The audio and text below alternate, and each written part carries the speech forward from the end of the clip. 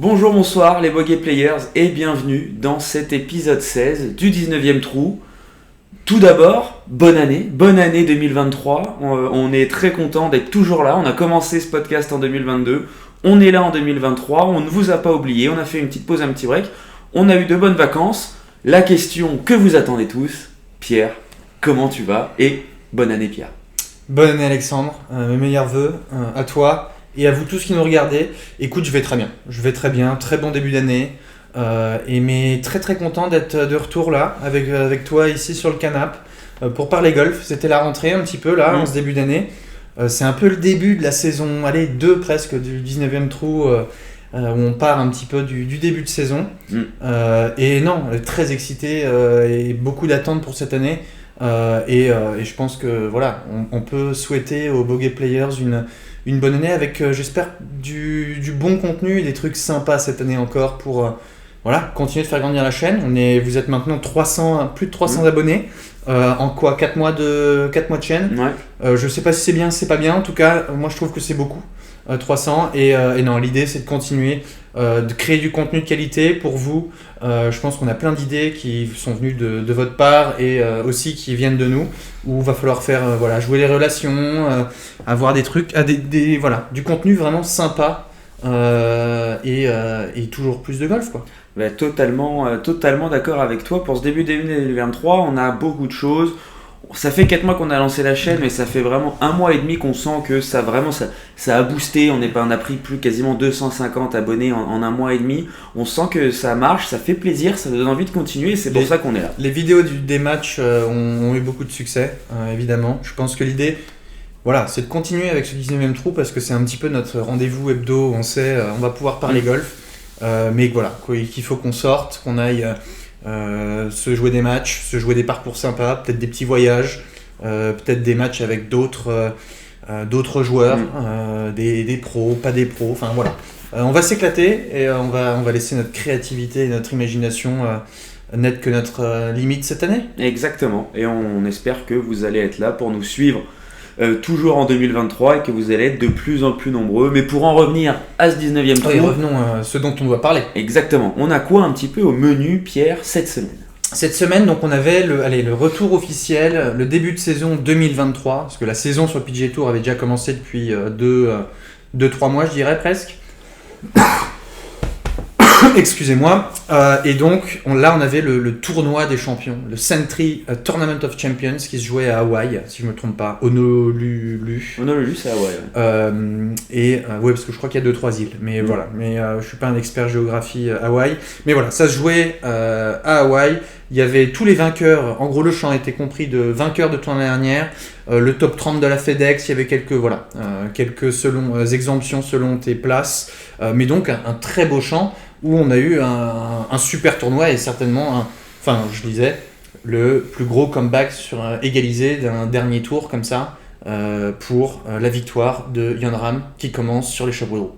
Exactement, tu as tué tout suspense, c'est bien Jon Rahm qui a gagné avec un 63 le dernier jour, c'était un par 73, donc un beau moins 10 pour finir ce tournoi. Un gros champ de joueurs, comme tu l'as dit, que des joueurs qui ont gagné. Le top 30 de la FedEx, donc c'est un peu le gratin mondial, en tout cas pour ceux qui étaient présents. C'était un gros champ de joueurs, c'était assez plaisant à voir. Ouais. Il y avait du bon jeu, il y a eu des scores très bas puisque Rahm gagne à moins 27, si je dis pas de bêtises. Exactement. 2 coups d'avance devant Collin Morikawa, qui n'est quand même pas n'importe qui à moins 25.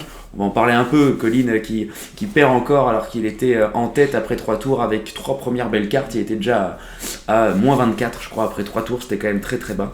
Dernier tour un peu délicat, mais pour le leaderboard c'est ça, c'est Rahm, Morikawa, Tomogi, Max Homa, Tom Kim, JJ Spawn, Tony Finau, KH Lee, Scotty Scheffler, Matt Fitzpatrick dans le top 10. Voilà, donc c'était pas n'importe qui. Un beau petit champ de joueurs et après il y en a plein d'autres qui sont pas là qui sont pas dans le top 10, mais non, c'était vraiment un beau tournoi et c'est Morikawa qui m'a impressionné malgré qu'il sorte un petit peu avec cette image de loser là cette semaine, mais il a très très très bien joué et il faut dire qu'il n'avait pas fait de bogey jusqu'à son 67e trou du tournoi, mais dès qu'il l'a fait, il en a profité pour faire 2 autres derrière. Donc du 14 au 16, il nous a fait 3 bogeys, 2 coups de retard sur Jon Rahm pour se mettre finir ses chances de gagner. Donc dommage, parce que c'est vraiment un joueur qui allait un petit peu moins en vue l'année dernière, je trouve, ou en tout cas moins entendu parler, mais là il a l'air d'être en forme. Petit jeu était on fire, putting et tout, et ben, malheureusement c'est ce compartiment du jeu qui l'a pénalisé à la fin. Ouais, donc il avait quand même, Jon Rahm, 7 coups de retard au départ du dernier tour sur Morikawa. Encore 6 au 13. Encore 6 au 13. Et comme tu l'as dit, du 14 au 16, 3 bogeys pour Collin. Alors que lui, Jon Rahm, c'est là où il a commencé à attaquer. Il fait 3 birdies d'affilée. Il rentre un peu de 12 feet. Il fait un eagle. Enfin, il a envoyé. 4 mètres. Il a envoyé pour finir comme Morikawa a un peu calé. Le moteur s'est un peu essoufflé, a commencé à tousser. C'est dommage, c'est malheureusement pas la première fois que Collin aussi perd comme ça. Tu fais bien de le noter. Alors qu'il était en tête assez largement après 54 trous. Donc finalement, est-ce qu'il préférait pas être chasseur que chasser ? Eh ben écoute, tu le notes parce que c'était arrivé au Hero World il y a tout petit peu plus d'un an où il avait 5 coups d'avance et il a perdu. Là, je crois j'ai lu quelques-unes de ses remarques après le tour où il dit que là c'était assez différent parce que jusqu'au 15-16 il était en tête. Et il était en bonne position. Au Hero World, je crois qu'il avait très très mal commencé et directement, vite compris qu'il allait pas gagner. Mais ouais, c'est pas, coutumier du fait, on va pas dire ça. C'est la deuxième fois en 13 ou 14 mois, oui. Ça arrive. Si tu te mets dans ces positions-là, c'est que déjà t'es au bon endroit. Maintenant, bon bah évidemment, il faudrait qu'il close un petit peu mieux là, ou en tout cas, là il disait que c'est quelques jours dont il allait profiter à Hawaï. Serait un petit peu moins fun avec les événements de dimanche. Ouais. Puis bon, il faut quand même, moi j'aimerais bien souligner aussi un petit peu la performance de Jon Rahm qui est quand même chaud. Ils sont une grosse série. Derniers mois. Voilà, il y a une série qu'on a vu un peu sur les réseaux sociaux. Donc il enchaîne sur ses 6 derniers mois dans le monde. 5e au FedEx St. Jude, 8e au BMW Championship, 16e au Tour Championship, 12e au PGA Championship, 1er en Espagne, 4e de la CG Cup. Attends, 2e au PGA Championship. Pas 12e. Deuxième, pardon. Ouais, deuxième. Et 4e à la CG Cup, 1er au DP World Tour Championship, 8e au Hero World Challenge. Ouais. Voilà. Ça va bien. Il est en forme, il a une moyenne de score de moins 13, je crois, sur ses 5 ou 6 derniers tournois. Il est vraiment très bas. Surtout qu'il n'a pas eu une semaine de tout repos, je crois, parce qu'il a oublié plein de trucs en venant. Il n'avait pas tous les fringues qu'il voulait, il a oublié les ceintures, donc il a dû se faire livrer des ceintures en catastrophe. Et c'est pour ça on lui a posé la question, parce que le dimanche il a joué dans les couleurs de Tiger quand même. C'est pas donné à tout le monde, on n'a pas le droit de juste mettre du noir et du rouge comme ça un dimanche. Mais voilà, c'était un petit snafou sur ses fringues où il avait mis un pantalon bleu marine les 3 premiers jours. Fallait aller au noir et il a mis un polo au rouge. Rouge, on tire peut-être un petit peu sur la corde. C'est pas le rouge vif de Tiger, mais c'était les couleurs. Mais en tout cas, voilà, il en a parlé aussi, mais il a oublié ses chaussettes, je crois. Enfin, c'était assez un petit peu hectique et voilà. Peut-être lui trouver quelqu'un pour lui faire ses valises la prochaine fois. Mais bon. Il est chaud comme la braise et ça fait plaisir quoi. Puis c'est un peu comme tout le monde, la reprise est souvent compliquée pour tout le monde, on oublie toujours un peu. Il savait plus qu'il avait besoin de chaussettes pour jouer un tournoi. Donc voilà, il a oublié. C'est des choses compliquées Pierre. Mais non, mais c'est cool de le voir parce que l'année dernière il a bien, là il finit très bien l'année dernière, mais il était un petit peu en retrait avant et là de revoir à ce niveau-là c'est cool et parlons Ryder Cup, ça serait cool de l'avoir dans l'un de nos 2-3 top 5 mondial dans les Européens, ça serait bien pour notre équipe. Ce serait pas mal, c'est vrai qu'on est rentré en 2023, une année de Ryder Cup, et on a envie que forcément les Européens gagnent. Donc on va voir un petit peu, mais parlons un peu d'ailleurs de Ryder Cup 2023. Pierre, j'ai quelques questions à te poser un petit peu pour cette année. Ouais.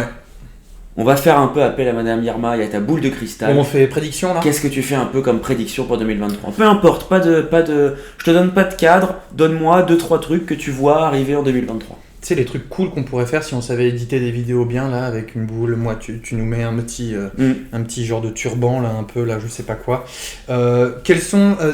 Quelle est la première ? Tu avais mes prédictions en général un petit peu ? Ouais, un petit peu. Qu'est-ce que tu vois ? Je te donne pas de cadre. Alors attends, on a qu'à se faire quelques petites questions. Un joueur nous pensons gagnant un majeur. On peut commencer par ça. Moi, pour ça, j'ai Scottie Scheffler. Moi, j'ai McIlroy. Okay. C'est son année. Ouais. Je suis pas contre. Je pense qu'il peut en gagner un. Là, je pense que Scottie en gagne un cette année. Qui est numéro 1 mondial à la fin de l'année prochaine ? McIlroy. Parce qu'en plus il gagne. Je la pose et j'y ai même pas pensé. Je pense que c'est McIlroy aussi. Je pense que c'est McIlroy aussi. Tac, on pourrait faire quoi? Les Français, qui sera le meilleur Français cette année? Qui sera le meilleur Français cette année? Moi je dis Antoine Rosner. Moi aussi. Il est sur un bon tremplin là. Il a gagné il y a 2-3 semaines.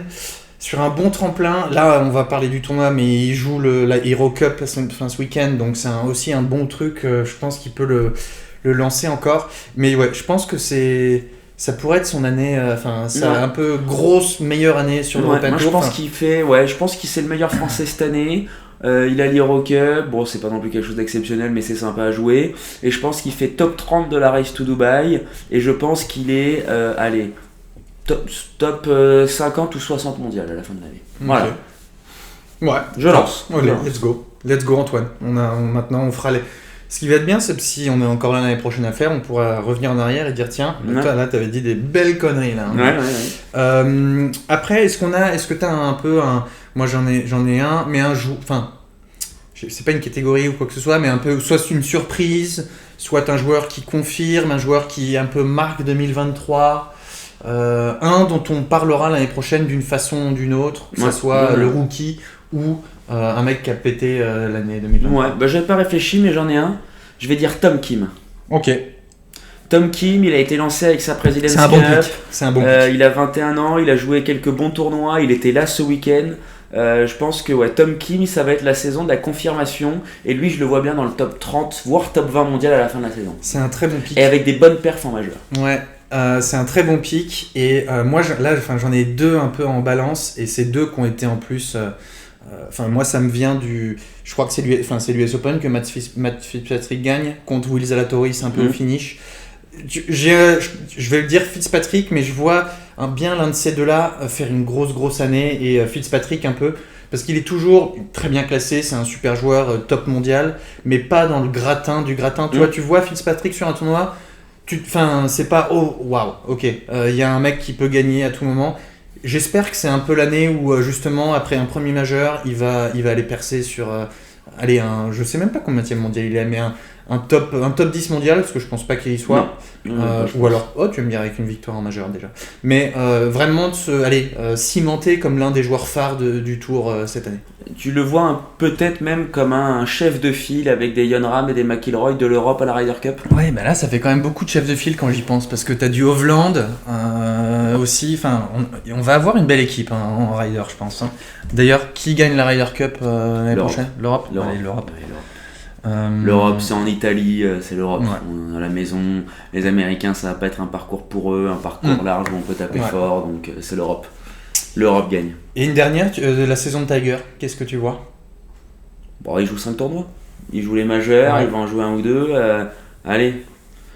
Malheureusement, j'ai envie de dire, j'aimerais bien qu'il joue très très bien parce que c'est Tiger, mais je pense qu'au mieux pour Tiger, il fait des top 10 en majeur. 1, 2, 3 au mieux, et plus il en fera, mieux ce sera. Mais pour moi, voilà, le mieux qu'il puisse faire, c'est top 10 en majeur. Je le vois pas gagner un majeur cette année. Il y a trop de bons joueurs pour qu'il gagne. J'ai envie de dire il fait top 10 au Masters en prédiction, mais c'est un peu tôt le Masters. Le problème c'est que là c'est déjà c'est en avril, dans 4 mois, on sait que là il a des problèmes physiques, bon c'est pas grave, mais il est toujours pas capable de vraiment jouer au golf. Et 4 mois, maintenant avec l'histoire de Tiger, on voit qu'il il peut revenir très vite, mais il est aussi souvent blessé, il a souvent des pépins. Ça sera peut-être encore un peu short pour qu'il soit vraiment performant au Masters, mais j'ai envie de dire top 10 au Masters en prédiction pour Tiger. Allez. Une fois qu'on a fait un peu notre Madame Irma, le menu un peu de ce week-end, qu'est-ce qu'on va pouvoir regarder un peu ce week-end et de quoi on va pouvoir débriefer la semaine prochaine, Pierre? Exactement, et il y a des Français. C'est un menu cool, parce que c'est un soft, c'est un retour un petit peu en douceur pour l'European Tour, parce que c'est pas un vrai tournoi, c'est la Hero Cup. Qui est ces deux équipes, l'une capitaine Francesco Molinari, l'autre c'est Tommy Fleetwood, et ils se jouent dans un mini format de Ryder Cup, on va dire. Il y a un 4 balles, 2 foursome et 10 simples.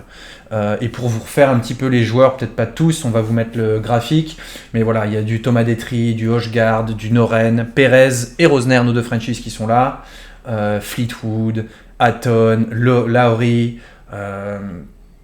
Matt Wallace. Il y a un beau petit paquet de joueurs aussi européens Et juste pour expliquer, c'est l'Europe continentale qui affronte les îles britanniques. Oui, tu as bien fait. Les deux équipes, c'est vraiment les îles britanniques, donc l'Angleterre, le Royaume-Uni de manière générale, l'Irlande du Nord, l'Irlande classique, si je puis dire, et face à toute l'Europe continentale. Je m'en suis un peu douté quand j'ai fait la liste de l'équipe de Tommy Fleetwood et j'ai vu que des Anglais. Je me suis dit, c'est quand même. Il y a un truc là. Donc voilà, c'est ça. Et donc tu l'as dit, sur un format de Ryder Cup un peu réduit. Donc ça va être sympa, c'est sur 3 jours. On commence vendredi, c'est 4 balles vendredi. Abu Dhabi, Tu fais bien de le dire. Et nos deux Français, Rosner et Perez, je trouve que c'est une belle opportunité pour ces deux gars-là. Ça peut leur donner de la confiance pour la saison. De bien jouer, ça peut leur donner de la confiance parce qu'il y a d'autres tournois dans la même partie du monde, dans Abu Dhabi, qui arrivent, qui vont pouvoir jouer, et à Dubaï. Ça peut leur donner confiance d'être là et d'engranger encore des bons points en ce début de saison pour en mars-avril arriver à fond les ballons. Et en plus, c'est vraiment un petit paquet de quoi il y a 20 joueurs au total, mais un vrai paquet bien de très bons joueurs où tu passes là. Je crois qu'ils s'entraînent premier entraînement aujourd'hui, donc tu passes 5-6 jours avec ces joueurs-là et dans un groupe un peu qui doit être assez amical, même si les deux équipes font un match, où je pense que c'est déjà stimulant niveau golfing parce qu'ils vont jouer avec des bons joueurs toute la semaine et aussi de rentrer un peu dans ce groupe européen, je trouve. Enfin, je pense au niveau social, tu vois, un petit peu. Parce qu'autant que en Ryder Cup, tu veux tes 12 meilleurs joueurs golfiques, je pense que si t'es quelqu'un d'agréable et en groupe comme ça joue. Ça a un aspect dans la sélection un capitaine hésite entre deux joueurs et les niveaux sont comparables. Peut-être qu'il fait une Deschamps et il dit tu vois, à l'époque Benzema, je veux pas prendre Benzema parce que ça change, pour le groupe. Donc là potentiellement, tu vois, c'est une façon aussi, je sais pas à quel point ils les connaissent ou comment ils sont intégrés, mais tu vois, c'est vraiment une semaine là où ils sont tous ensemble. D'ailleurs, t'as vu la petite vidéo de Tommy Fleetwood dans le lit. Ouais, donc si vous l'avez pas vu sur les réseaux sociaux, il y a Tommy Fleetwood et Francesco Molinaro qui ont fait un peu un remake de la vidéo qu'ils avaient fait après la victoire de l'Europe en Ryder Cup avec le trophée. Donc c'est assez marrant, c'est la petite histoire en disant que ça n'avait duré qu'une semaine et que Mollywood, mais c'est assez sympa. Mais on n'a pas que l'Euro Cup. Non. On a aussi du PGA Tour. C'est la reprise 2023 du PGA Tour. Ouais, avec tout le monde quoi. Avec tout le monde et avec le classique des classiques, le Sony Open. Le Sony Open, effectivement, qui se joue aussi à Hawaï. Où il y a un beau champ. Alors attendez que je ressorte le champ et que je vous donne quelques noms, si j'y arrive. Tac. Il y a un bon champ de joueurs. Il y a quelques bons joueurs. C'est le vrai tournoi de reprise, quoi. Les fêtes sont passées. Matsuyama qui avait gagné l'année dernière avec je sais plus si c'était en playoff ou pas, mais ce coup de bois 3 au 18 là, qui met qui est incroyable, à 1 mètre, dans le soleil où il la voit même pas m'arriver. Donc voilà, il y a du Webb Simpson, du Gary Woodland, Spieth, Horschel, Scott, Keegan Bradley, Harris English, et après beaucoup de Tom Kim, Matt Kuchar. Donc beaucoup du très bon du PGA Tour. Il manque évidemment quelques top stars, mais eux, les stars reviennent plus à la fin du mois de janvier quand ils vont à Torrey Pines et trucs comme ça. Mais déjà un très beau tournoi pour lancer la saison là, quand même. Ça va être sympa. 2023. Ces deux tournois ensemble, ça on va passer un bon week-end. On va avoir quelques. Et en plus, va tourner. Tu vas pouvoir regarder ça le matin, le Aero Cup le matin et le PGA Tour le soir. Bon après, Hawaï c'est très loin à l'ouest, donc ça fait un peu, les horaires sont un peu chiants. Mais la semaine prochaine, le 19e trou sera rempli d'informations de ces événements qui vont être cool et qui nous remettent direct dans le bain. Exactement. Bah écoute, c'était un peu cet épisode de reprise. Voilà. Écoute, je crois on a fait un peu le tour. On n'est pas rouillé, j'ai pas l'impression. Non. Au cas où, on avait droppé 2-3 vidéos à la fin de décembre, notre top 5 de l'année 2022. Le deuxième match, au cas où si vous les avez pas vus, allez checker sur la page de la chaîne. Tout est là. Abonnez-vous, likez, commentez. Et voilà, préparez-vous pour une belle saison 2023. Une belle année 2023. Très belle année 2023. Encore une fois, on vous souhaite nos meilleurs vœux. On va diversifier un maximum tout notre contenu, toutes nos vidéos, en espérant que vous allez continuer à nous suivre et que la communauté des Bogey Players va vraiment s'agrandir. C'était le premier épisode 2023 du 19e trou. On est de retour. Et voilà, comme l'a dit Pierre, abonnez-vous. Et puis moi je vous dis, et je pense que Pierre se joint à moi, à la semaine prochaine. Et passez une bonne semaine. Et surtout ce qui est important, faut que ça zippe. Il faut que ça zippe. Voilà. Allez, passez une bonne semaine. Ciao. À plus.